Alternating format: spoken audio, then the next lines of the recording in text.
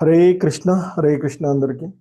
ఓం అజ్ఞానతిమిరాంధస్య జ్ఞానాంజనశలాకయా చక్షుర్మిలితం యేన తస్మై శ్రీ గురవే నమః. శ్రీచైతన్యమనోభీష్టం స్థాపితం యేన భూతలే స్వయం రూపః కదా మహ్యం దదాతి స్వపదాంతికం. వందేహం శ్రీగురు శ్రీయుతపదకమలం శ్రీగురూన్ వైష్ణవాంశ శ్రీరూపం సాగ్రజాతం సహగణ రఘునాథాన్వితం తం సజీవం సాద్వైతం సావధూతం పరిజన సహితం కృష్ణ చైతన్యదేవం శ్రీ రాధా కృష్ణ పాదాన్ సహగణ లలితా శ్రీ విశాఖాన్వితాంశ. నమా ఓం విష్ణుపాదాయ కృష్ణ ప్రేష్టాయ భూతలే శ్రీమతే భక్తి వేదాంత స్వామినితి నామినే. నమస్తే సారస్వతే దేవే గౌరవాణి ప్రచారిణే నిర్విశేష శూన్యవాది పాశ్చాత్యదేశతారిణే.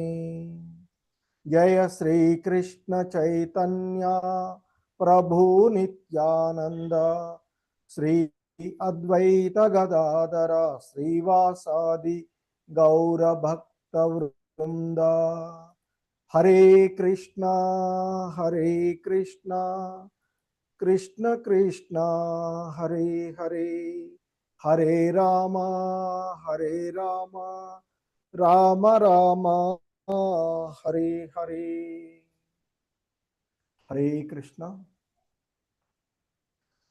సో ఈ లెవెల్ 2 భగవద్గీత అవగాహన కార్యక్రమంలో ఇప్పటి వరకు మనము 9 అధ్యాయాలను పూర్తి చేసుకున్నాము. మనం లాస్ట్లో చూసినటువంటి 9వ అధ్యాయము పరమగుహ్య జ్ఞానము, దానినే రాజవిద్య రాజగుహ్య యోగంగా చెప్పబడినటువంటి ఆ 9వ అధ్యాయంలో మరి భగవంతుడు శుద్ధ భక్తుడు లేదా అనన్య భక్తుడు ఏ విధంగా అవుతారు, అంతకుముందు భగవత్ ప్రాప్తి 8వ అధ్యాయంలో తెలియచేసిన తదుపరి మరి ఎందుకంటే ఆ అనన్య భక్తి చేత శుద్ధ భక్తుడు ఎలా వెలుగు చీకటిని అధిగమిస్తారు అనేటువంటిది 8వ అధ్యాయంలో చెప్పారు. అంతకుముందు భగవద్ విజ్ఞానాన్ని తెలియచేసి ఇక ఈ 9వ అధ్యాయంలో ఎలా అనన్య భక్తుడు విశుద్ధ భక్తుడు ఎలా అవుతారు అనేటువంటి అంశాలను మనకి 9వ అధ్యాయంలో చెప్పారు. 9వ అధ్యాయం చివరిలో శ్రీకృష్ణ భగవానులు వారు చెప్తారు, నాయందే మనసును లగ్నం చేయమని ఆయన ఉపదేశించినటువంటిది. ఎందుకంటే 34 చివరి శ్లోకంలో చెప్తారు, ముగింపుగా మన్మనాభవ మద్భక్తో మధ్యాజి మాం నమస్కురు మామే వైశ్యసి యుక్త్వైవం ఆత్మానం మత్పరాయణ అంటూ చివరి శ్లోకంలో చెప్పినటువంటిది. సో ఇక ఈరోజు మనం చూసేటువంటి ఈ అధ్యాయము 10వ అధ్యాయమైనటువంటి భగవద్ విభూతి యోగము, దీన్నే భగవద్ విభూతి అని కూడా పిలుస్తాము. ది అప్లయన్సెస్ ఆఫ్ అబ్సల్యూట్ అనేటువంటి ఈ అధ్యాయము. సో మరి ఈ అధ్యాయంలో శ్రీకృష్ణుడు తన యొక్క ఐశ్వర్యాలను గురించి వివరిస్తూ ఉండేటువంటి అధ్యాయం ఇది. ఎందుకంటే ఆయన యొక్క ఐశ్వర్యాలను గురించి వివరించడం ద్వారా భక్తుడు తన మనసును స్థిరపరచుకునేటువంటి అవకాశం ఉంటుంది. అలాగే ఈ ప్రపంచంలో ఐశ్వర్యవంతమైనది, శక్తివంతమైనది మరియు అందమైనది ఏది చూసినా అది కృష్ణుణ్ణి స్మరించుకునే విధంగా ఉంటూ ఉంది.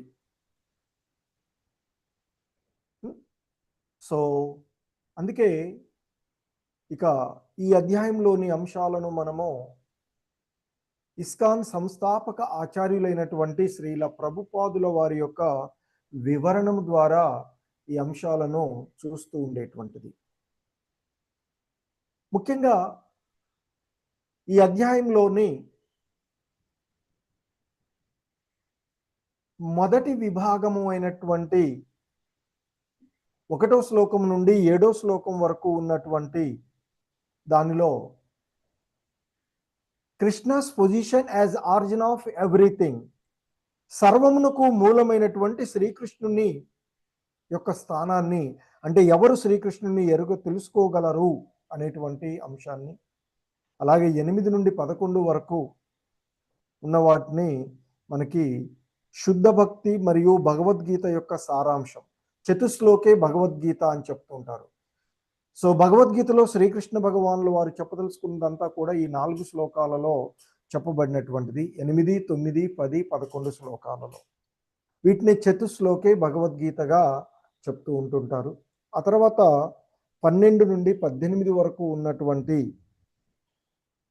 వీటిలో అర్జునుడు శ్రీకృష్ణ భగవానుల వారి యొక్క దివ్యత్వమును అంగీకరించుట, Arjuna's acceptance and his request, అలాగే అతడు ఆ భగవంతుని యొక్క విభూతులను తెలియచేయమని కోరుకోవడం.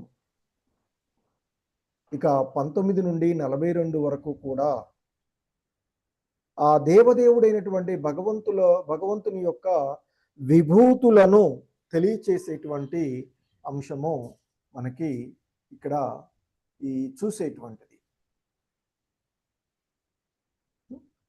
సో ఇవి మనము ఈ అధ్యాయంలో చూడబోయేటువంటి ముఖ్యమైనటువంటి అంశాలు.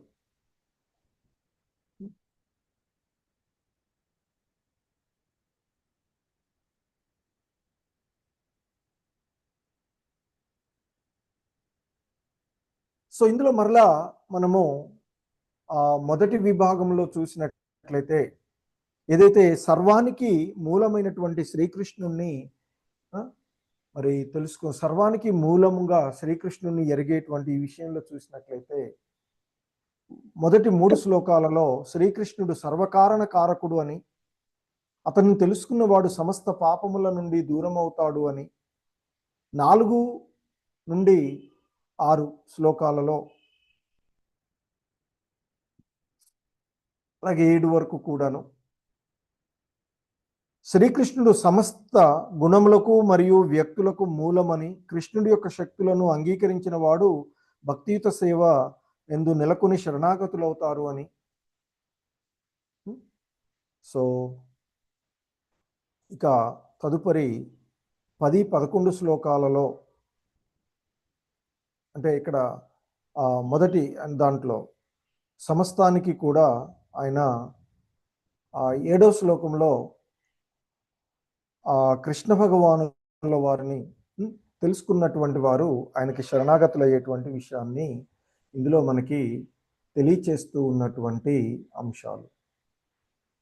సో ఇంకా మనము ఈ అధ్యాయాన్ని గురించి చూసినట్లయితే మనకి ముఖ్యంగా ఈ విభూతి యోగము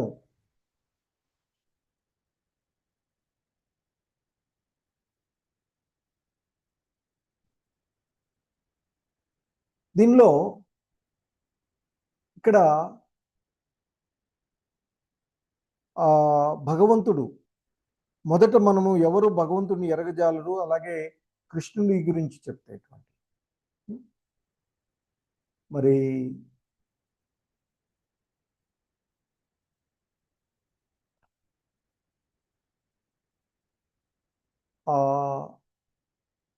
మొదటి శ్లోకం. హరే కృష్ణ. ప్రభుజీ, మాతాజీలు శ్లోకం చదవాలనుకున్న వాళ్ళు హ్యాండ్ రైజ్ చేయండి.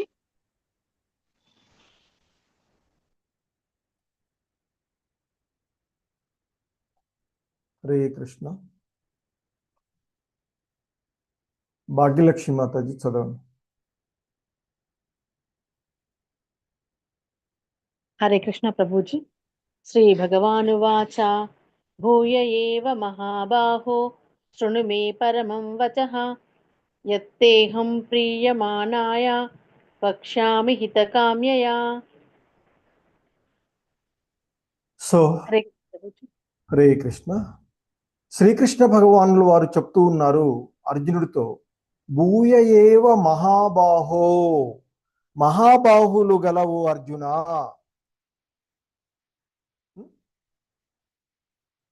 శృణమే పరమం వచః యత్తేహం ప్రియమానాయ వక్ష్యామి హితకామ్యయా అంటూ చెప్తున్నారు.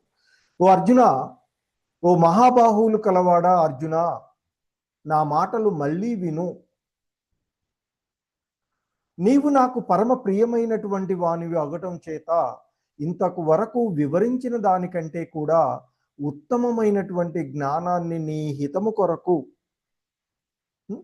తెలియపెదను, ఆలకింపు అర్జున అంటూ ఆ భగవంతుడు చెప్తూ ఉన్నటువంటి. ఎందుకంటే ఇంతకుముందు అధ్యాయాలలో ఆ భగవంతుడు 7వ అధ్యాయంలో ఆయన యొక్క వివిధ రకాలైనటువంటి శక్తులు, ఆ భగవద్ విజ్ఞానాన్ని తెలియచేసినటువంటి అంశాలను చూస్తాము 7వ అధ్యాయంలో. ఇక 8వ అలాగే 9వ అధ్యాయంలో ఆయన యొక్క వివిధ రకాలైనటువంటి శక్తుల నుండి మరి ఏ విధంగా ఆయన ఎడ ఆసక్తులవుతారు, ఆయన భక్తి నందు నిమగ్నం అవుతారు అనేటువంటిది తెలియచేసినటువంటిది. ఇంకా ఈ అధ్యాయంలో ఆ దేవదేవుడైనటువంటి శ్రీకృష్ణ భగవానుల గురించినటువంటి ఆ జ్ఞానాన్ని చెప్తూ ఉన్నారు. సో ఇక్కడ మనము శ్రవణం చేయడం ద్వారా, అంటే ఆ భగవంతుని యొక్క విభూతులను ఎంత ఎక్కువగా వింటూ ఉంటే అంత ఎక్కువగా ఆ భగవంతుని ఎడ ఆసక్తులు అవుతారు అని చెప్తుంటారు. ఆ విషయాలు ఇంకా ఇంకా ఎందుకంటే ఆ భగవంతుని యొక్క ఆ విభూతులను అవగాహనం చేసుకోవడానికి శ్రవణము అనేటువంటిది ఒక క్వాలిఫికేషన్గా చెప్తూ ఉంటుంటారు. సో శ్రవణం చేయడం ద్వారా మనలో ఉండేటువంటి ఆ మాలిన్యాలన్నీ కూడా తొలగిపోయి హృదయ మాలిన్యాలు తొలగిపోతాయి అని చెప్తూ ఉంటుంటారు. ఆ మాలిన్యాలు తొలగిపోవడం వల్ల మనకి ఆ భగవంతుని యొక్క తత్వము, ఆ పరతత్వాన్ని గురించి అవగాహన చేసుకునేటువంటి అవకాశం ఎక్కువగా ఉంటూ ఉంటుంది. హరే కృష్ణ.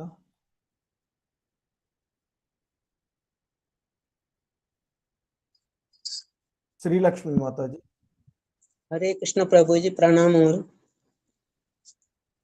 నమే విదుహ సురగణాః ప్రభవం నా మహర్షయః అహమాదిర్హి దేవానాం మహర్షీనాం చ సర్వశః. హరే కృష్ణ, ధన్యవాదాలు. సో ఇక్కడ మనకి సర్వమునకు మూలమైనటువంటి శ్రీకృష్ణుణ్ణి ఎవరు ఎరగజాలరు అనేటువంటి విషయాన్ని ఇక్కడ తెలియచేస్తూ ఉన్నారు ఈ శ్లోకంలో ముఖ్యంగా.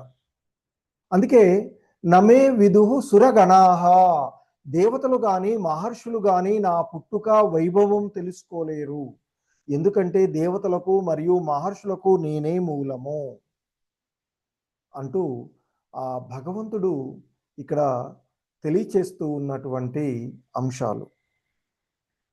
ఆయన అంటున్నారు ఇక్కడ, నమే విదుహు సురగణాః ప్రభవం న మహర్షయః, దేవతా సమూహము గాని మహర్షులు గాని నా అసాధారణ మూలము లేదా విభూతులను ఎరుగజాలరు అంటూ చెప్తూ ఉన్నటువంటి అంశము ఇక్కడ.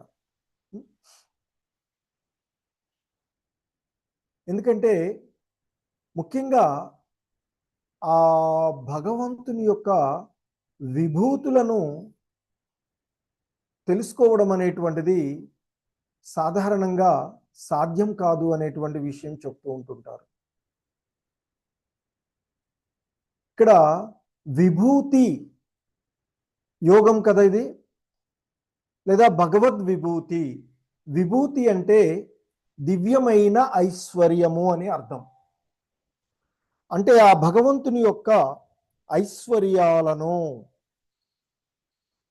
ఈ దేవతలు కానీ మహర్షులు కానీ అవగాహన చేసుకోలేరు, తెలుసుకోలేరు అనేటువంటిది ఇక్కడ చెప్తున్నారు. ఎందుకంటే అన్ని విధాల దేవతలకు మహర్షులకు నేనే మూలము అని చెప్తున్నారు. కాబట్టి ఆ భగవంతుని యొక్క విభూతులను, అంటే దివ్యమైనటువంటి ఐశ్వర్యాలను, అద్భుతమైనటువంటి మహిమలను, అత్యున్నతమైనటువంటి ఆ భగవంతుని యొక్క వైభవాన్ని మరి ఈ దేవతలు మహర్షులు కూడా తెలుసుకోలేరు అని చెప్పడం జరుగుతూ ఉన్నటువంటిది. ఎందుకంటే ఆ కృష్ణుడు మహిమకు చిన్న ప్రతిబింబాలుగా అత్యంత ప్రకాశమైనటువంటి సూర్యుడు, అత్యంత ఎత్తైనటువంటి పర్వతము, అత్యంత పవిత్రమైనటువంటి నది, అత్యంత జ్ఞాని, అన్నీ కూడా ఆయన యొక్క మహిమలకు చిన్న చిన్న సూచికలు మాత్రమే అని చెప్తూ ఉంటుంటారు. సో కనుక మనకి ఆ భగవంతుణ్ణి అవగాహన చేసుకోవడం అనేటువంటిది పాండిత్యం చేత కానీ, మానసిక కల్పనల ద్వారా కానీ ఆ దేవదేవుడైనటువంటి శ్రీకృష్ణుణ్ణి ఎవడు కూడా అవగాహన చేసుకొనజాలరు అని చెప్తారు. కానీ కృష్ణుణ్ణి ఆయన యొక్క భక్తులు, సో మరి భక్తుల యొక్క అపారమైనటువంటి భగవంతుణ్ణి భక్తులు ఆయన యొక్క అపారమైనటువంటి దయతో మరియు మరి భగవద్గీత, భాగవతము వంటి ప్రామాణిక గ్రంథాలను పఠించడం ద్వారా, శ్రవణం చేయడం ద్వారా మాత్రమే ఆ భగవంతుని యొక్క వాస్తవికమైనటువంటి స్థితిని అవగాహన చేసుకోగలుగుతారు అని చెప్తున్నారు. సో ఎందుకంటే ఇక్కడ మనకి సూచిస్తున్నట్లుగా ఈ శ్లోకంలో బ్రహ్మ కూడా ఆ భగవంతుని యొక్క విషయంలో మోహానికి గురి అయినట్లుగా చెప్తూ ఉంటుంటారు. అలాగే ఇంద్రుడు కూడా. సో ఈ క్రమంలోనే వారికి కూడా ఆయన మరి అంటే మేల్కొల్పు చేసినటువంటి బ్రహ్మ విమోచన లీలలోను, అలాగే గోవర్ధన లీల ద్వారా ఇంద్రుడి యొక్క అహంకారాన్ని కూడా తొలగించినటువంటి విషయాన్ని మనము చూస్తాము. సో ఇక మరి ఆ కృష్ణుణ్ణి తెలుసుకునేటువంటి వాడు ఎవరైనా, అంటే ఆ భగవంతుణ్ణి యథార్థంగా ఎవరైతే తెలుసుకుంటారో వారు సమస్త పాపముల నుండి విముక్తులవుతారు అనేటువంటిది ఇక్కడ మనకి చెప్పబడుతూ ఉన్నటువంటి ఈ శ్లోకం. హరే కృష్ణ. జీవి రెడ్డి ప్రభు. హరే కృష్ణ. జీవి రెడ్డి ప్రభుత్వం మూడోది కదండి? అవును ప్రభు. స్క్రీన్ కనిపిస్తుందా మీకు? కనిపిస్తుంది ప్రభుజీ. ఆ స్క్రీన్ మీద కనిపించేది చూసి చదవండి. హరే కృష్ణ ప్రభు.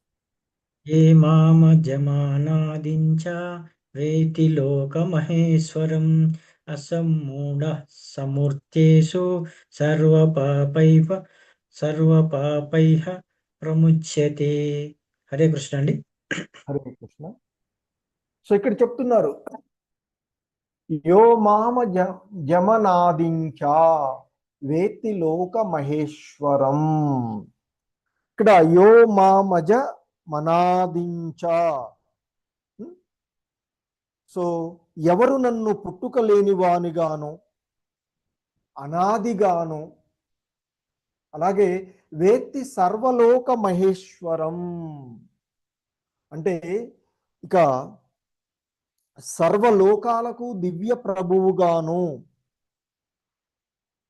అసమ్మూఢ సమర్థ్వేషు సర్వ పాపై ప్రముచ్యతే. అలా ఎరిగినటువంటి వాడు మానవులందరిలోనూ, అంటే మోహానికి గురి కానటువంటి వాడు, మానవులందరిలోనూ భ్రాంతి లేని వాడై ఈ ప్రపంచంలోని సర్వ పాపముల నుండి, సమస్త పాపముల నుండి విముక్తి చేయబడతాడు అర్జున అంటూ చెప్తూ ఉన్నటువంటిది. ఎందుకంటే మనకి భగవద్గీతలో 7వ అధ్యాయంలోని 3వ శ్లోకంలో చెప్తారు, మనుష్యానాం సహస్రేషు అంటూ. సో మరి శ్రీకృష్ణుని గురించినటువంటి సత్యం ఎరిగినటువంటి వాళ్ళు చాలా అరుదుగా ఉంటారు అనేటువంటిది ఇక్కడ చెప్పబడుతూ ఉన్నటువంటిది. ఎందుకంటే బద్ధజీవులు తమ దేహాలను భౌతిక బంధాల కారణంగా మార్చుకుంటూ ఉంటారు. ఈ జనన మరణ చక్రాలలో నిరంతరము తిరుగుతూ ఉంటుంటారు. కానీ కృష్ణుడు పుట్టుక లేనివాడు, అతని దేహము మార్పు చెందనిది అని, దేవతలందరూ కూడా ఈ భౌతిక జగత్తు నుండి సృష్టించబడిన వారే. కానీ కృష్ణుడు భౌతిక జగత్తు సృష్టించటానికి ముందే ఉన్నటువంటి వాడుగా ఎవరైతే తెలుసుకుంటారో, అందుకే ఇక్కడ చెప్తున్నారు, నన్ను జన్మరహితుడుగాను అనాదిని అని, అనాది నుండి ఉన్నటువంటి వాడు అని, ఆది లేనటువంటి వాడు. ఇక్కడ ప్రారంభమైంది, సో ఈ పర్టికులర్ ప్లేస్ నుంచి ప్రారంభమైంది, ఈ పర్టికులర్ కాలం నుండి ప్రారంభమైంది అని చెప్పడానికి లేదు భగవంతుడి గురించి. ఆయనే సర్వలోక మహేశ్వరుడు అని ఎవరైతే తెలుసుకుంటారో అటువంటి వాళ్ళు మోహానికి గురికారు అని, వారు అటువంటి వాళ్ళే ఈ సమస్త బంధనాల నుండి బయటపడతారు అనేటువంటి విషయము చెప్పబడుతూ ఉన్నటువంటిది. హరే కృష్ణ. వైఎస్ లక్ష్మీ మాతాజీ చదవండి. హరే కృష్ణ ప్రభుజీ, ప్రణామాలు. బుద్ధిర్జ్ఞానమసమ్మోహః క్షమా సత్యం తమఃశమః సుఖం దుఃఖం భవో భావో భయం చ భయమేవ చ అహింసా సమతా తుష్టిః తపోదానం యశో యశః భవంతి భావా భూతానాం మత్త ఏవ పృథగ్విధాః. హరే కృష్ణ ప్రభుజీ, ధన్యవాదాలు ప్రభుజీ. హరే కృష్ణ. సో ఇక్కడ బుద్ధిర్జ్ఞాన సమ్మోహ అంటే బుద్ధి, హరే కృష్ణ, బుద్ధి, జ్ఞానము, సంశయము మరియు భ్రాంతి రాహిత్యము, క్షమా సత్యం దమశమః, క్షమాగుణము, సత్యము, ఇంద్రియ నిగ్రహము, మనోనిగ్రహము, సుఖం దుఃఖం భవో భావో, సుఖ దుఃఖములు, జనన మరణాలు, భయంచ భయమేవచ, భయము భయరాహిత్యము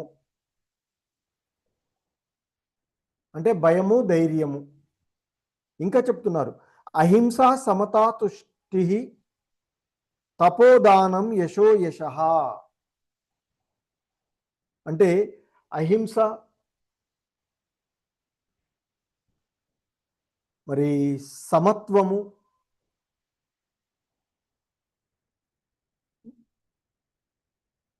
తృప్తి, అహింస, సమత్వము, తృప్తి, తపస్సు, దానము, కీర్తి, అపకీర్తి మొదలైనటువంటి ఆ మున్నగు మనుషుల్లో ఉండేటువంటి గుణాలలోని వివిధ వైవిధ్యాలన్నీ కూడా నా చేతనే సృజించబడినవి అంటూ ఆ భగవంతుడు చెప్తూ ఉన్నారు. ఎందుకంటే ఈ విశ్వమునందు ఉండేటువంటి జన సముదాయం యొక్క వంశ క్రమానుగతాన్ని ఈ శ్లోకంలో చెప్తూ ఉన్నటువంటిది ముఖ్యంగా. ఎందుకంటే సప్త మహర్షులు, అలాగే 4 కుమారస్, 4 కుమారులను, మనువులు, చతుర్దశ మానవ జాతిని పుట్టించినటువంటి మనువులు, అలాగే ఆ తర్వాత వచ్చేటువంటి వివిధ లోకాలు ఉండేటువంటి సర్వజీవులు కూడా ఆ మనువుల నుండి వచ్చినటువంటి వాళ్ళు. అందుకే మానవ జాతి పితగా మనువు చెప్తూ ఉంటుంటారు. సో ఇవంతా కూడా మరి ఆ భగవంతుడి నుండి లభించినటువంటి అంశాలుగా ఇక్కడ చెప్పబడుతూ ఉన్నటువంటివి. సో ముఖ్యంగా ఇక్కడ చెప్తూ ఉన్నటువంటి వాటిలోని బుద్ధి, అలాగే కుశలత, అంటే ఇక్కడ బుద్ధి, జ్ఞానము, సందేహము, మోహం లేకపోవడము, క్షమాగుణము, ఇవన్నీ కూడా అంటే జీవుల యొక్క వివిధ గుణాలు, అవి మంచివైనా చెడ్డవైనా అన్నీ కూడా శ్రీకృష్ణుడి ద్వారానే సృష్టించబడ్డాయి అనేటువంటిది ఇక్కడ వర్ణించబడుతూ ఉన్నటువంటి అంశం. సో ఆ భగవంతుని యొక్క విభూతులు ఏదైతే మనం ఇప్పుడు చెప్పుకున్నామో వీటిని గురించినటువంటి ఈ అంశాలు. సో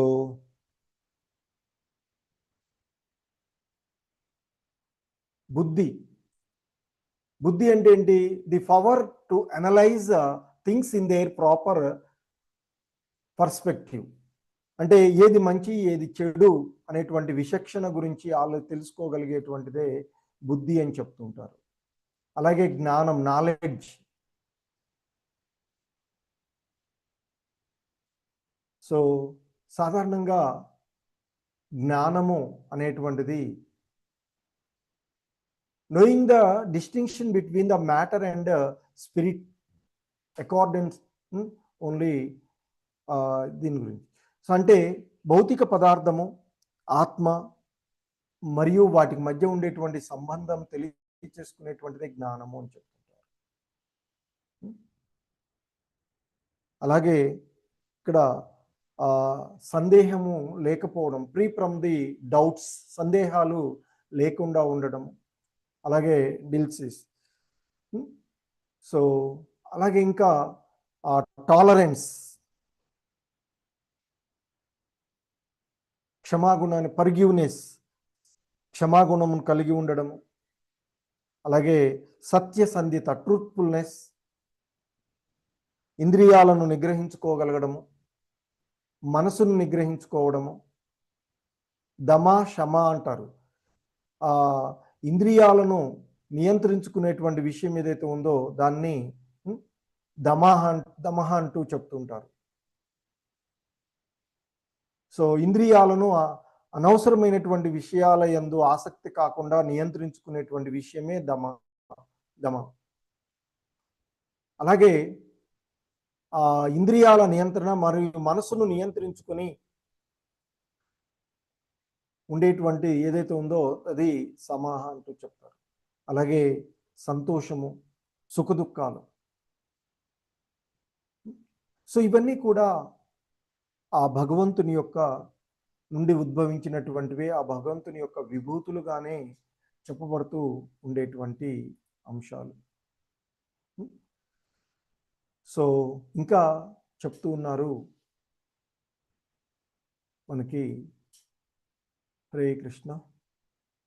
మాతాజీలు ప్రభుజీలు హ్యాండ్ రైజ్ చేయండి చదవాలనుకున్న వారు, లేకుంటే అన్మ్యూట్ చేసుకోండి.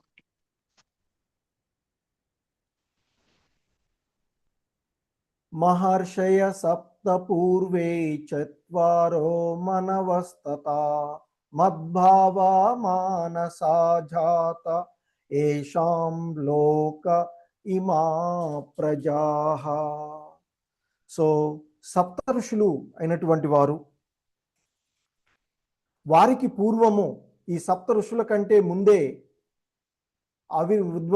ఆవిర్భవించినటువంటి సనక సనందనాదులైనటువంటి నలుగురు మహర్షులు, అలాగే 14 మంది మనువులు నా మానసము నుండే ఉద్భవించారు. వివిధ లోకములందలి సమస్త ప్రజలు వారి నుండే జన్మించారు అంటూ భగవంతుడు ఆ విశ్వజనుల యొక్క వంశక్రమాన్ని తెలియచేస్తూ ఉన్నారు. అంటే మానవ జాతి ఏ విధంగా ఉన్నది అంటే ఆ విశ్వంలో ఉన్నటువంటి జనులందరూ కూడా ఏ విధంగా ఉన్నారు అనేటువంటి విషయాన్ని ఇక్కడ తెలియచేస్తూ ఉన్నటువంటిది మనము చూస్తూ ఉన్నటువంటి. ఎందుకంటే మొదటగా ఆ బ్రహ్మ నుండి, భగవంతుడి నుండి బ్రహ్మ ఉద్భవించడము. ఎందుకంటే ఆ దేవదేవుని నుండి శక్తి నుండే జన్మించినటువంటి వాడే మొదటి జీవుడు, ప్రథమ జీవుడైనటువంటి మూల జీవుడైనటువంటి బ్రహ్మదేవుడు. ఆయనే హిరణ్య గర్భుడని కూడా తెలియబడేటువంటి ఆ బ్రహ్మ నుండి 7 మహర్షులు, వారికి ముందు సనకుడు, సనందనుడు, సనాతనుడు, సనత్కుమారులు అనేటువంటి 4 మహర్షులు, 14 మంది మనువులు. సో వీళ్ళంతా కూడా ఈ 25 ఎవరైతే ఉన్నారో వీరే విశ్వంలోని సకల జీవుల యొక్క ప్రజాపతులుగా తెలియబడేటువంటి. సో కనుక వీరి నుండే సమస్త ప్రజలు జన్మించారు అంటూ చెప్పబడుతూ ఉన్నటువంటిది. ఎందుకంటే ఈ సృష్టికి ముందు ఏకోవై నారాయణ అని చెప్తూ ఉంటారు. అంటే సృష్టి ఆరంభంలో కేవలము దేవదేవుడైనటువంటి నారాయణుడే ఉన్నాడు. బ్రహ్మ లేడు, శివుడు లేడు, జలము లేదు, అగ్ని లేదు, చంద్రుడు లేదు, ఆకాశంలో నక్షత్రాలు లేవు, సూర్యుడు లేడు. ఇవన్నీ కూడా మనకి ఉపనిషత్తులలో చెప్పబడినటువంటిది. శివుడు భగవంతుని యొక్క నుదిటి నుండి జన్మించాడు అని కూడా ఉపనిషత్తుల్లో చెప్పబడినటువంటిది. సో కాబట్టి బ్రహ్మ శివులు సృష్టికర్త అయినటువంటి భగవంతుణ్ణి అర్చించాలని వేదాలు చెప్తూ ఉన్నటువంటివి. అలాగే ఆయన మోక్ష ధర్మంలో చెప్తూ ఉంటారు, ప్రజాపతులు శివాదులు వంటి వారు నా చేతనే సృష్టించబడ్డారు, అయినా నా యొక్క మాయ చేత మోహితులైన కారణంగా నాచే సృష్టించబడ్డామని వారు గుర్తు ఎరగలేరు అని చెప్తూ ఉంటారు. సో ఆ విధంగా సర్వానికి మూలము ఆ భగవంతుడు అనేటువంటి విషయము మనకి ఇక్కడ తెలియచేయబడుతూ ఉన్నటువంటి అంశం. So Krishna is source for all, ఈ సమస్తానికి మూలము ఆ దేవదేవుడైనటువంటి శ్రీకృష్ణ భగవానుల వారే. సో మరి ఇక్కడ మనకి మొదటగా 4 కుమారులు సనక, సనందన, సనాతనులు, అలాగే 7 మహర్షులు, కశ్యప ముని, అత్రి, వశిష్ఠుడు, విశ్వామిత్రుడు, గౌతమ, జగదాంబ, భరద్వాజుడు వంటి వీళ్ళు మనకి, అలాగే 14 మంది మనువులు, మొత్తం 25 ఈ లివింగ్ ఎంటిటీ. ఇవన్నీ కూడా వీటి నుండి మనం వచ్చాడు కాబట్టి మనకి బ్రహ్మ పితామహుడుగా చెప్పబడుతూ ఉంటారు, మనువులు పితగా చెప్పబడినట్లు. సో వివిధ రకాలుగా ఇప్పుడు మనకి వైవస్వంత మనవు కాలము చెప్తూ ఉంటుంటారు. సో పితామహుడు మనకి గ్రాండ్ ఫాదర్ బ్రహ్మ, మరి ఆ బ్రహ్మకే సృష్టికర్త అయినటువంటి the father of grand father, కాబట్టి ప్రాపితామహుడుగా మనకి భగవంతుడు తెలియబడేటువంటిది. హరే కృష్ణ. వైఎస్ లక్ష్మీ మాత చదవండి.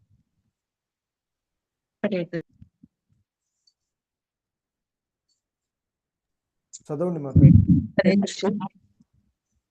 చదవండి మాతాజీ. మాతాజీ మీరు చదవండి, వైఎస్ లక్ష్మీ మాత చదవమన్నారు. ఓకే ప్రభుజీ. ఏతాం విభూతిం యోగం చ మమ యో వేత్తి తత్వతః సో వికల్పేన యోగేన యుజ్యతే నాత్ర సంశయః. హరే కృష్ణ ప్రభుజీ, ధన్యవాదాలు. హరే కృష్ణ.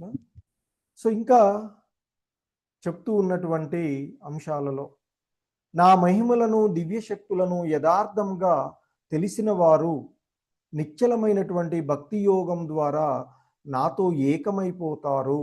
ఈ విషయంలో ఎలాంటి సందేహానికి తావు లేదు అంటూ చెప్తూ ఉన్నటువంటి అంశము చూస్తాం మనం ఇక్కడ. సో ఎందుకంటే ఆధ్యాత్మిక పూర్ణత్వము యొక్క అత్యున్నతమైనటువంటి శిఖరాగ్రమే భగవద్విజ్ఞానము అని చెప్తూ ఉంటుంటారు. ఆ భగవంతుని యొక్క వివిధ విభూతుల ఎడ దృఢమైనటువంటి విశ్వాసం ఉన్నప్పుడు మనిషి భక్తియుత సేవలో నెలకొంటారు. అలా భక్తియుత సేవలో నెలకొన్నటువంటి వాడు ఖచ్చితంగా ఆ భగవంతుని యొక్క దివ్యధామాన్ని చేరుకుంటారు అనేటువంటిది చెప్పబడుతూ ఉన్నటువంటి అంశం. హరే కృష్ణ. హరే కృష్ణ. చదవండి శ్రీలక్ష్మి మాత, చదవండి శ్రీలక్ష్మి. అహం సర్వస్వ ప్రభవో మత్తః సర్వం ప్రవర్తతే ఇతి మత్వ భజంతే మాం బుధా భావనమన్వితాః. బుధాభావ సమన్వితాః. సమన్వితాః. హరే కృష్ణ. సో ఇక్కడ 8 నుండి 11 శ్లోకాల వరకు ఉన్నటువంటి శ్లోకాలను చతుశ్లోకే భగవద్గీత అంటే భగవద్గీత యొక్క సారాంశము ఈ శ్లోకాలలో చెప్పబడింది అని చెప్తారు. ముఖ్యంగా ఈ 8వ శ్లోకంలో శ్రీకృష్ణ భగవానుల వారి యొక్క ఐశ్వర్యాలను తెలుసుకోవడం వల్ల కలిగేటువంటి ఫలితాన్ని ఇందులో చెప్తూ ఉన్నారు. అహం సర్వస్య ప్రభవో మత్త సర్వం ప్రవర్తతే ఇతి మత్వా భజంతే మాం బుధాభావ సమన్వితాః. నేనే సమస్త సృష్టికి మూల ఉత్పత్తి స్థానమును అంటే ఆధ్యాత్మిక సమస్తమైన ఆధ్యాత్మిక భౌతిక జగత్తులకు నేనే మూలము అని చెప్తున్నారు. సమస్తము నా నుండే ఉద్భవించినది.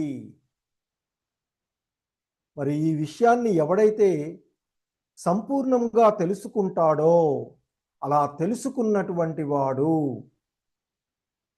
నన్ను అత్యంత భక్తి విశ్వాసాలతో ఆరాధిస్తారు అంటూ చెప్పినటువంటిది.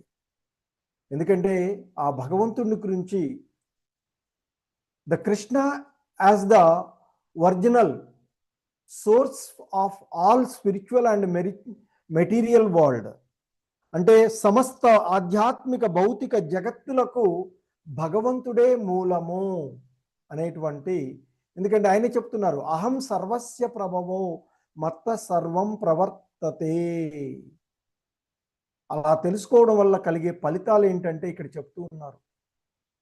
ఆయన్ని మనస్ఫూర్తిగా ప్రార్థించడము, ఆధ్యాత్మికమైనటువంటి సేవలో నిమగ్నమై ఉంటారు, ఆ భగవంతునికి పూర్తిగా శరణాగతులవుతారు అనేటువంటిది చెప్పబడుతూ ఉంది. ఇక 9వ శ్లోకంలో శుద్ధ భక్తి అంటే ఏమిటో చెప్తున్నారు. హరే కృష్ణ. అమృతవల్లి మాతాజీ చదవండి. చదువుతారా మాతాజీ? అమృతవల్లి మాతాజీ అన్మ్యూట్ చేసుకోండి. మాతాజీ అన్మ్యూట్ చేసుకో.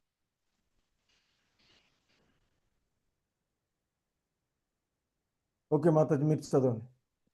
ఓకే ప్రభుజీ. మచ్చిత్తా మద్గద ప్రాణ బోధయంతః పరస్పరం కథయంతశ్చ మాం నిత్యం తుష్యంతి చ రమంతి చ. హరే కృష్ణ. హరే కృష్ణ. సో శుద్ధ భక్తులు మనసు నాయందే లగ్నం చేసి వారి జీవితాలను శరణాగతితో నాకే అర్పించి ఎల్లప్పుడూ నాయందే సంతుష్టులై ఉంటారు. ఒకరితో ఒకరు నా గురించి తెలుపుకుంటూ నా వైభవాలను గురించి చర్చించుకుంటూ అత్యంత తృప్తిని పరమ ఆనందాన్ని అనుభవిస్తారు. అంటే ఇక్కడ ఈ శ్లోకంలో చెప్పబడినటువంటి లక్షణాలు ఏవైతే ఉన్నాయో అవి శుద్ధ భక్తుల యొక్క లక్షణాలుగా చెప్తూ ఉన్నటువంటిది. ఈ శుద్ధ భక్తులు అనేటువంటి వాళ్ళు ఎప్పుడూ కూడా మనసుని ఆ భగవంతుని యందే లగ్నం చేసి వారి యొక్క ఆలోచనలన్నీ కూడా ఆ భగవంతుని యందే నిమగ్నం చేస్తారు అనేటువంటిది ఇక్కడ చెప్పబడుతూ ఉన్నటువంటిది. అలాగే వారి యొక్క జీవితాలన్నింటినీ కూడా సంపూర్ణంగా ఆ భగవంతునికే అర్పించి ఇక ఎల్లప్పుడూ ఆ భగవంతుని గురించి ఒకరికొకరు తెలియచేసుకుంటూ వారికి తెలిసినటువంటి లీలలను ఇంకొకరికి తెలియచేసుకుంటూ ఒకరికొకరు ఆ భగవంతుని యొక్క విభూతులను, ఆ భగవంతుని యొక్క గుణగణాలను, ఆ భగవంతుని యొక్క కర్మలను తెలియచేసుకుంటూ అలా ఆ భగవంతుని యొక్క వైభవాలను, విభూతులను గురించి చర్చించుకుంటూ ఎంతో ఆనందాన్ని, పరమానందాన్ని అనుభవిస్తూ ఉంటారు అంటూ చెప్తూ ఉన్నటువంటిది. అంటే శ్రీకృష్ణ భగవానుని పట్ల భక్తి లేదా భక్తియుత సేవ అనేటువంటిది సాధన దశలో మరియు ఆ పరిపూర్ణ దశలోనూ సంతృప్తిని కలిగించే విధంగానే ఉంటుంది అని చెప్తారు. ఎందుకంటే శ్రీకృష్ణుని కీర్తించడం ద్వారా భక్తుడు అనుభవించేటువంటి గొప్ప ఆనందము ఆధ్యాత్మికమైనది, అది భౌతికమైనటువంటి గుణాలకు అతీతమైనదిగా చెప్తూ ఉంటుంటారు. సో ఆ విధంగా ఆ భక్తులు ఈ యొక్క లక్షణాలు, విశుద్ధ భక్తి అంటే ఏంటో ఈ శ్లోకంలో తెలియచేయబడినటువంటిది. సో వాళ్ళు ఎప్పుడు కూడా నిరంతరము వాళ్ళు ఏం పని చేస్తూ ఉన్నా, ఉద్యోగాలు చేస్తున్నా, వ్యక్తిగత కుటుంబ వ్యవహారాల్లో నిమగ్నమైన, ఏ పని చేస్తూ ఉన్నా నిరంతరము కృష్ణ కృష్ణ కృష్ణ. అది ప్రాథమికమైనటువంటి దశలలోనైనా, పూర్తి స్థాయిలో పరిపూర్ణతను సాధించినటువంటి స్థితిలోనైనా వారు మరి ఆ భగవంతుని యొక్క ధ్యాసలో, ఆ భగవంతుని పట్ల భక్తియుత భావంలోనే నెలకొంటూ ఉంటారు అని చెప్తూ ఉంటుంటారు. సో ఇక ఆ విధంగా నిమగ్నమైనటువంటి భక్తులు ఆ భగవంతుని చేరడానికి ఉన్నటువంటి మార్గాన్ని ఇక్కడ తెలియచేస్తూ ఉన్నారు ఈ 10వ శ్లోకంలో. భాగ్యలక్ష్మి మాతాజీ చదువు. హరే కృష్ణ మాతాజీ. తేషాం సతతయుక్తానాం భజతాం ప్రీతిపూర్వకం దదామి బుద్ధియోగం తం ఏన మాముపయాంతి తే. ధన్యవాదాలు ప్రభుజీ. హరే కృష్ణ. సో ఆ భగవంతుని చేరుకునేటువంటి మార్గము అంటే జ్ఞానాన్ని ఇక్కడ చెప్తున్నారు. తేషాం సతతయుక్తానాం, నా సేవ యందే నిరంతర ఆసక్తులై ఉండేటువంటి వాళ్ళు, ప్రేమపూర్వకం భక్తితో నన్ను సదా సేవించే వాళ్ళు,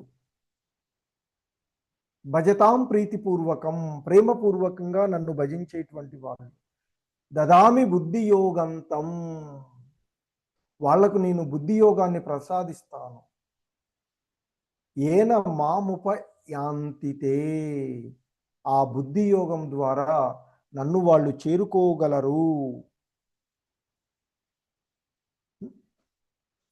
ఎందుకంటే ఇక్కడ బుద్ధి యోగ విధానం ద్వారానే మానవుడు ఈ భౌతిక ప్రపంచమునందలి బంధనాల నుండి బయటపడవచ్చు అని చెప్తూ ఉంటుంటారు.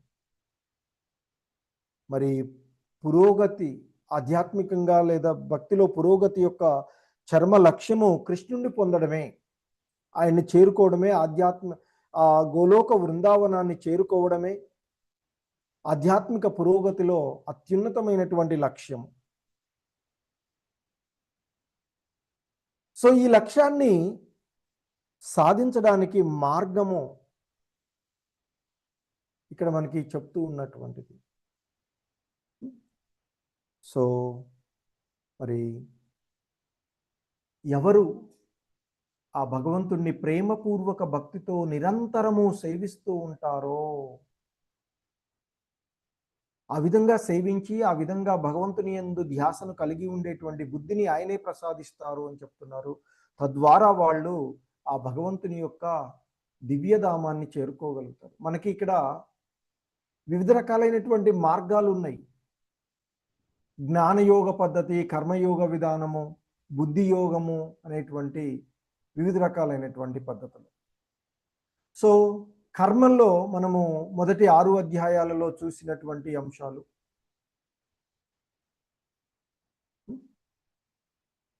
సో ఇక్కడ వీళ్ళు కర్మయోగంలో కామ్యకర్మలలో నియుక్తులై ఉండేటువంటి వారు ఆ భగవంతుని యొక్క భక్తియుత సేవలో నిమగ్నమవుతారు, కానీ ఫలాలను ఆశిస్తూ ఉంటుంటారు. ఇక 7 నుండి 12వ అధ్యాయం వరకు కూడా బుద్ధి యోగం, మనకి భక్తి యోగాన్ని చెప్తూ ఉన్నారు. సో వీళ్ళు సంపూర్ణ కృష్ణ భక్తి భావనలో ఫలాపేక్ష రహితమైనటువంటి సేవలో నిమగ్నమై ఉంటారు. ఇక జ్ఞానయోగులు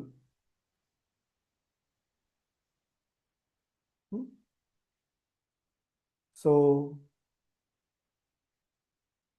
వీరు ఆ వివిధ రకాలైనటువంటి యోగం జ్ఞానం ద్వారా ఆ భగవంతుణ్ణి చేరుకునేటువంటి ప్రయత్నాలు చేస్తూ ఉంటుంది.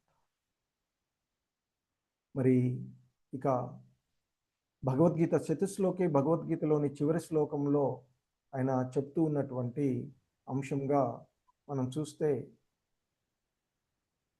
హరే కృష్ణ మాతాజీలు చదవండి. ఓకే ప్రభుజీ. చదవాలనుకున్న వాళ్ళు హ్యాండ్ రైజ్ చేయండి, చదివిన వాళ్ళైనా పర్వాలేదు.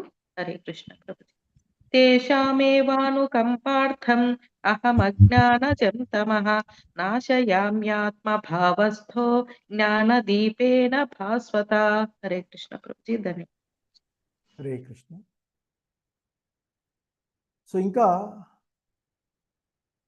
చెప్తూ ఉన్నటువంటి అంశాలలో అటువంటి ఆ విశుద్ధ భక్తుల ఎడ కరుణతో వారి ఎడ కరుణ చూపడానికి వారి హృదయాలలో ఉండి అజ్ఞానం వల్ల కలిగిన అంధకారాన్ని తేజోవంతమైన జ్ఞానదీపం చేత నశింపచేస్తాను.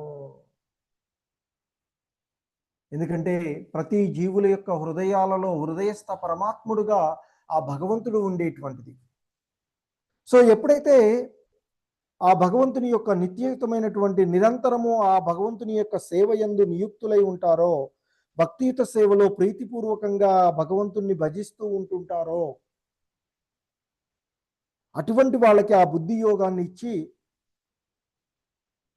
ఇక వారి యొక్క హృదయాలలో ఉన్నటువంటి ఆ హృదయస్థ పరమాత్ముడు అజ్ఞాన అంధకారాన్ని తొలగించి జ్ఞానజ్యోతిని వెలిగిస్తాను అని చెప్తూ ఉన్నారు.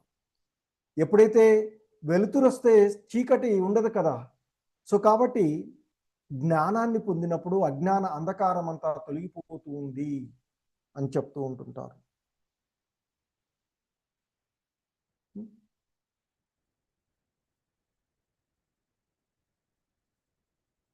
సో ఆ విధంగా భగవంతుడు ఆయన యొక్క విభూతులను గురించి తెలియచేసిన తర్వాత ఇక అర్జునుడు మళ్ళీ అడుగుతూ ఉన్నాడు కృష్ణ భగవానుల వారిని. అమృతవల్లి మాతాజీ చదువుతారా? అన్మ్యూట్ చేసుకోండి మాతాజీ.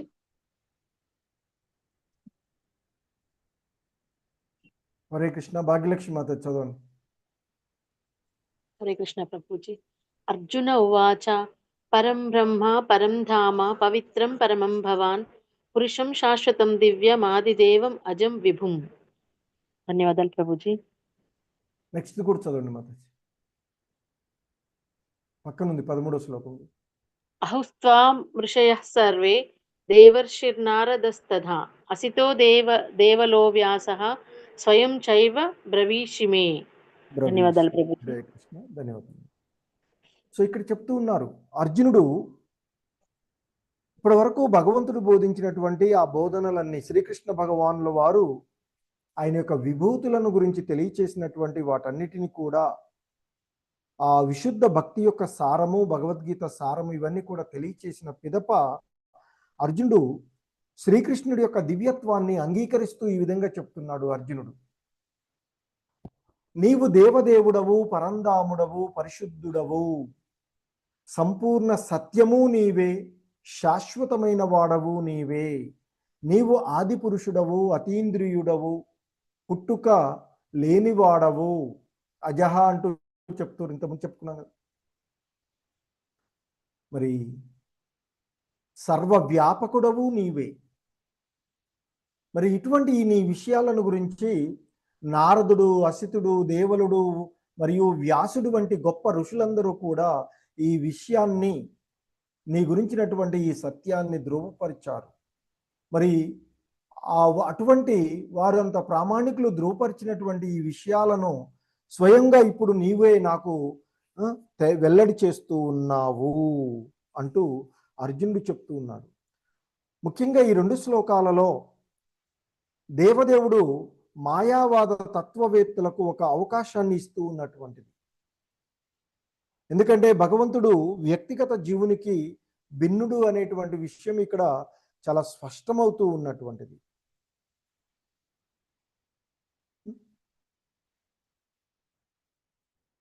సో కాబట్టి ఈ అధ్యాయంలో 4 ప్రధానమైనటువంటి శ్లోకాలుగా మనము భగవద్గీత సారమైనటువంటి ఆ 8, 9, 10, 11 శ్లోకాలు విన్న తర్వాత అర్జునుడు సందేహాలన్నీ కూడా విడిపోయినాయి. ఆ సందేహాలన్నీ తొలగిపోయినటువంటి అర్జునుడు ఆయన్ని దేవదేవుడుగా అంగీకరించి అంటున్నాడు, నీవే పరబ్రహ్మవు, దేవదేవుడవు.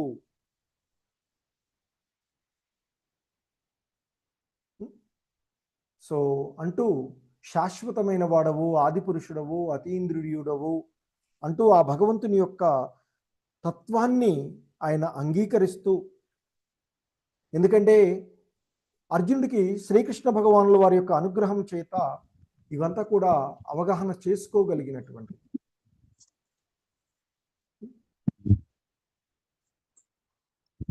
సో ఏ విధంగా అర్జునుడు ఆ భగవంతుడిని అంగీకరించాడు అనేటువంటి విషయాలే ఇక్కడ మనం ఏదైతే ఇంతకుముందు చూసామో అవే అంశాలు చార్ట్ రూపంలో ఇక్కడ ఇవ్వబడినటువంటివి. ఇవి హరే కృష్ణ.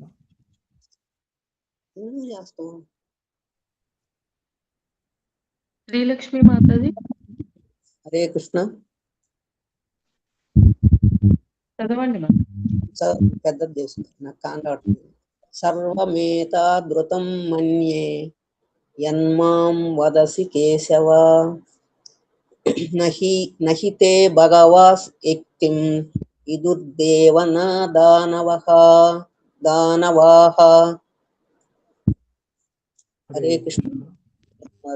సో ఇంకా అంటున్నాడు అర్జునుడు ఆ దేవదేవుడైనటువంటి శ్రీకృష్ణ భగవానుల వారి చేత, సర్వమే తదురుతం మన్యే యన్మాం వదసి కేశవా.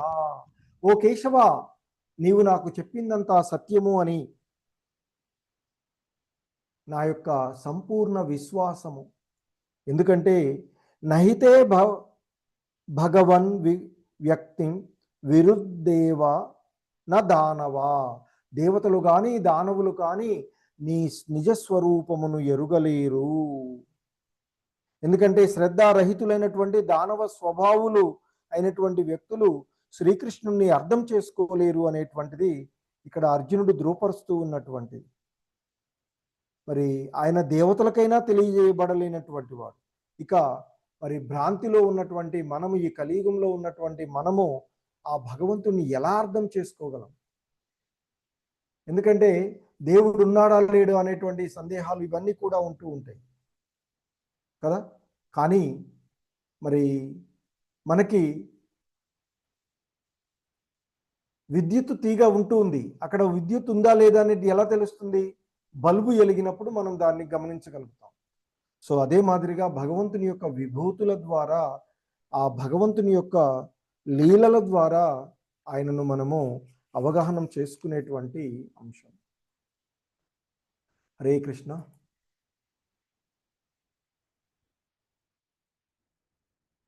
అమృతవల్లి మాత వినోద్ కుమార్ ప్రభు చదవండి. హరే కృష్ణ ప్రభుజీ, దండోత్సవం. ప్రణామాలు ప్రభు, చదవండి.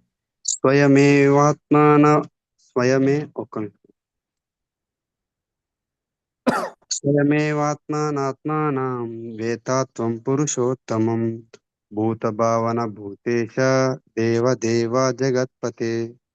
హరే సో కృష్ణ. ఇంకా అర్జునుడు అంటున్నాడు, ఓ పురుషోత్తమా, నీవు సమస్త భూతాలకు మూలకారకుడవి,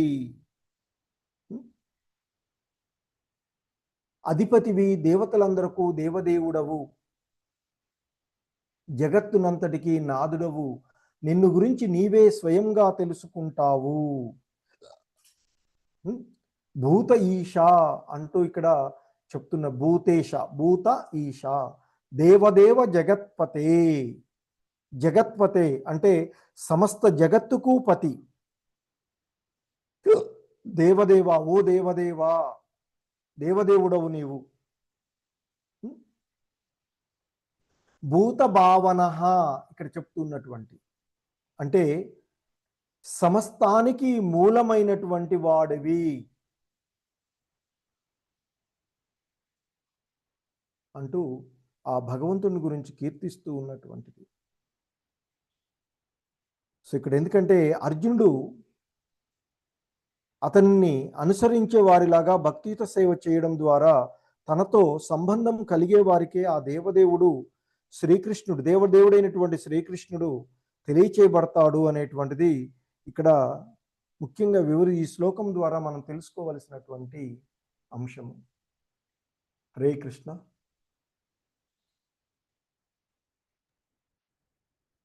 వయసులక్ష్మి మాత చదవండి. శ్లోకం రాలేదు ప్రభుజీ. వచ్చింది మాత 17 లేదా? అనువాదం నేను బుక్ లో చూసి చదవను ప్రభుజీ. ఓకే, శ్లోకం లేదన్నారు కదా. ఓకే, అనువాదమే ఉంది. ఓకే, పర్లేదు మాత, వదిలేయండి. ఓకే. సో ఇంకా ఆ భగవంతుడు అంటే అర్జునుడు భగవంతుడితో చెప్తూ ఉన్నారు, ఓ కృష్ణ, ఓ యోగేశ్వర, నేను నిన్ను నిరంతరము ఎలా స్మరించగలను, ఎలా తెలుసుకోవాలి? ఓ దేవదేవ, ఏ ఏ స్వరూపాలలో నిన్ను నేను గుర్తించగలను అంటూ ఇంకా అడుగుతున్నాడు. ఓ జనార్దన, నీ యొక్క దివ్య మహిమలను మరియు అవతారాలను మరలా విస్తారంగా వివరించు. నీ వచనామృతము వింటూ ఉంటే ఎన్నటికీ తనివి తీరడం లేదు అంటూ ఆ అర్జునుడు భగవంతుణ్ణి గురించినటువంటి ఆ విస్తారాలను గురించి, ఎందుకంటే భగవంతుడు ఉత్తమమైనటువంటి స్థుతులతో కీర్తించబడేటువంటి వాడు కనుకనే శ్రీకృష్ణుడి యొక్క దివ్య లీలలను నిరంతరము వింటూ ఉన్నప్పటికీ కూడా మనిషికి తనివి తీరదు అని చెప్తూ ఉన్నారు. అందుకే ఇక్కడ అర్జునుడు అంటున్నాడు, నీ వచనామృతము వింటూ ఉంటే ఎన్నటికీ తనివి తీరడం లేదు అంటూ ఉన్నాడు. ఎందుకంటే కృష్ణుడితో దివ్య సంబంధము కలిగినటువంటి వారి యొక్క లీలా వర్ణనలను అడుగడుగునా కూడా భగవంతుని యొక్క లీలలను ఆస్వాదిస్తూ ఉంటారు. ఇంకా ఇంకా వినాలి, శ్రవణం చేయాలి, ఇంకా భగవంతుని గురించి తెలుసుకోవాలి. ఎందుకంటే ఇక్కడ సాక్షాత్తు ఆ భగవంతుని లీలలను మనం శ్రవణం చేస్తుంటేనే ఎంతో ఆతృతతో ఎంతో విధిగా వినాలనిపిస్తుంది. ఇక్కడ సాక్షాత్తు అర్జునుడికి భగవంతుడే చెప్తున్నారు, కృష్ణ భగవానుల వారు. కాబట్టి ఆయన యొక్క మాటలు అమృతం వలె ఉన్నవి అని చెప్తూ ఉన్నారు అర్జునుడు. ఎందుకంటే అదొక్కటే కాదు, భగవంతునికి సంబంధించినటువంటి రూప, గుణ, లీలలు, కర్మలు, జన్మ ఏదైనా అమృతం వంటిదే అని చెప్తూ ఉంటుంటారు. సో ఈ విధంగా ఆయన అర్జునుడు భగవంతుని యొక్క దివ్య మహిమలను గురించి అడగడము, సో వాటన్నిటినీ ఇక స్వయంగా భగవానుడే ఈ సృష్టిలో ఏ ఏ రూపాలలో ఆ భగవంతుడు ఉన్నాడో వాటికి కొన్ని కొన్ని సూచికలుగా ఉన్నటువంటి అంశాలను తెలియచేసేటువంటిది మనము చూద్దాము రేపటి క్లాసులో. హరే కృష్ణ. జగద్గురు శ్రీల ప్రభుపాద